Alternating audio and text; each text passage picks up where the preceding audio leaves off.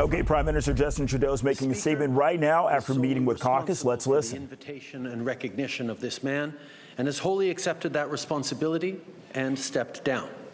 This was a mistake that has deeply embarrassed Parliament and Canada. All of us who were in this House on Friday regret deeply having stood and clapped, even though we did so unaware of the context. It was a horrendous violation of the memory of the millions of people who died in the Holocaust, and it was deeply, deeply painful for Jewish people.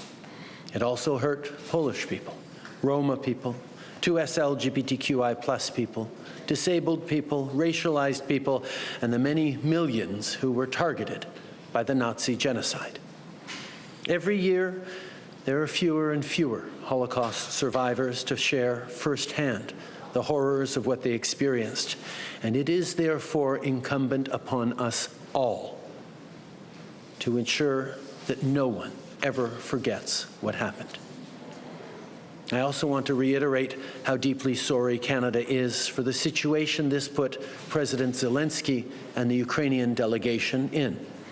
It is extremely troubling to think that this egregious error is being politicized by Russia and its supporters to provide false propaganda about what Ukraine is fighting for.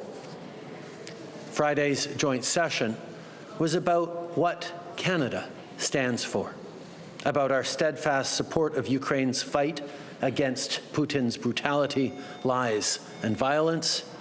It was a moment to celebrate and acknowledge the sacrifices of Ukrainians as they fight for their democracy, their freedom, their language and culture, and for peace. This is the side Canada was on in World War II, and this is the side we are on today. Dans quelques instants, je prendrai la parole en chambre devant tous les Canadiens, devant les Juifs d'ici et d'ailleurs dans le monde, et devant les Ukrainiens, afin de présenter les plus sincères excuses du Parlement pour ce qui s'est produit vendredi. Le président de la Chambre était l'unique responsable de l'invitation lancée à cet homme et de l'hommage qui lui a été rendu. Il en a accepté la responsabilité et a remis sa démission. C'est une erreur qui a mis le Parlement et le Canada dans un embarras profond, et nous regrettons tous profondément de nous être levés dans la Chambre et d'avoir applaudi, même si nous l'avons fait sans être conscients du contexte. Cette erreur est une horrible violation de la mémoire des millions de personnes qui ont péri dans l'Holocauste et est profondément blessante pour les Juifs. C'est aussi blessant pour les Polonais, les Roms, les personnes de LGBTQI+, les personnes handicapées, les personnes racisées et les millions d'autres personnes persécutées par le régime nazi. Chaque année, il y a de moins en moins de survivants de l'Holocauste pour partager les horreurs qu'ils ont vues et vécues. C'est donc notre responsabilité à tous de s'assurer que personne n'oublie jamais ce qui s'est produit. Je tiens également à souligner à quel point le Canada est désolé de la situation dans laquelle le président Zelensky et la délégation ukrainienne ont été placés.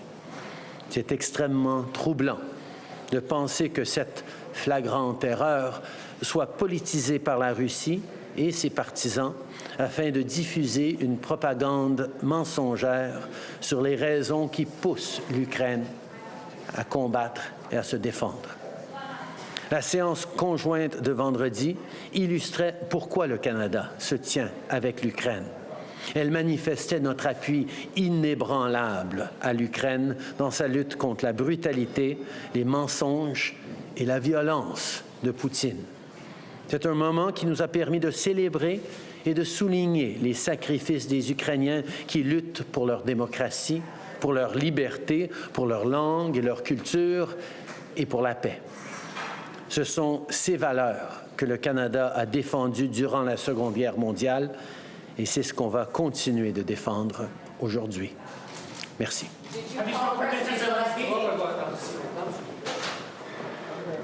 And there you have it. We've just been listening to Prime Minister Justin Trudeau make a statement after meeting with caucus. This is after the resignation of House Speaker Anthony Rota regarding inviting Yaroslav Hunka, 98 years old, Nazi veteran, to the House of Commons, where he received a standing ovation. This is after President Zelensky's address.